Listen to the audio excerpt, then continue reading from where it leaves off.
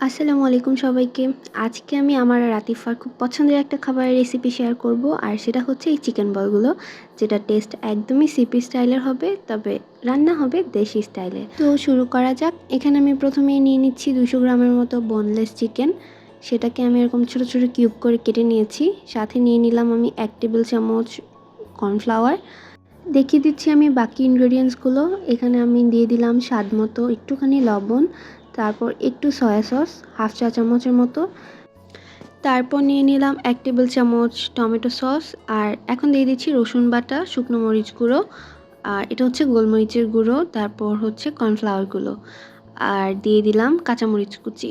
এখানে রসুনটা কুচি করেও দেওয়া যেতে পারে। তারপর সব কিছু ভালো করে মিক্স করে নিলাম।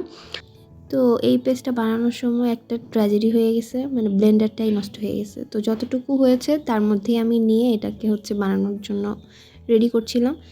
এখানে ওপরে আমি একটু কর্নফ্লাওয়ার দিয়ে নিলাম। আর এই মিক্সচারটা কিন্তু আরেকটু স্মুথ করা যেত, যেহেতু বাসায় খাবো তাই হ্যান্ড ব্লেন্ডার দিয়ে আবার সেকেন্ড টাইম কিছু আর করি নাই। এখন আমি এগুলোকে একটু গোল গোল করে শেপ করে নিচ্ছিলাম। তো প্রথমে ভেবেছিলাম যে যেহেতু ব্লেন্ডারটা নষ্ট হয়ে গেল, পেস্টটাও স্মুথ হয়নি, তাই করব না। তারপর ভাবলাম যে এতটুকু করেছি বাকিটাও করা যাক। এই তো আমাদের বলগুলো রেডি। এখানে প্রায় 20-25টার মতো বল হয়েছে। এখন আমি পানিটা গরম হওয়ার পর এখানে হচ্ছে ফার্স্ট ব্যাচে এগুলো দিয়ে দিচ্ছি। এরপর আবার দিচ্ছিলাম বাকিগুলো। পানিটা গরম হওয়ার পর যখন একটু ফুটে ওঠে তখন হচ্ছে যে বলগুলো দিয়ে দিব। কিছুক্ষণ হচ্ছে রান্না হওয়ার পর বলগুলো কিন্তু উপরে ভাসতে থাকবে, তখন বুঝতে হবে যে এটা রান্না হয়ে গেছে।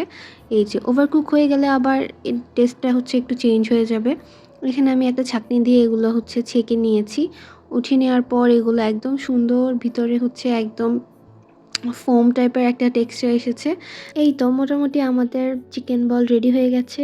অ্যান্ড ট্রাস্ট মি, এইটার স্মেলটা একদম সিপির মতো, মানে সিপিতে যে এই চিকেন বলগুলো পাওয়া যায়। আতিফা তো এটা অনেক বেশি পছন্দ করে। এটা কিন্তু খুব কম ইনগ্রেডিয়েন্টস দিয়ে খুব ঝটপট বাসায় বানিয়ে ফেলা যায়, খেতেও খুবই মজা, আর অনেক দিন হচ্ছে ফ্রোজেন করে রাখা যায়। তো এই যে আমি এটা একটু ডিপ ফ্রাই করেছি, নর্মালি হচ্ছে আর একটু লাইট ফ্রাই করে। এই চিকেন বলের রেসিপিটাও খুবই ইজি, তো অবশ্যই বাসায় ট্রাই করবে। অ্যান্ড আজকের মতো এখানেই শেষ। আল্লাহ হাফেজ।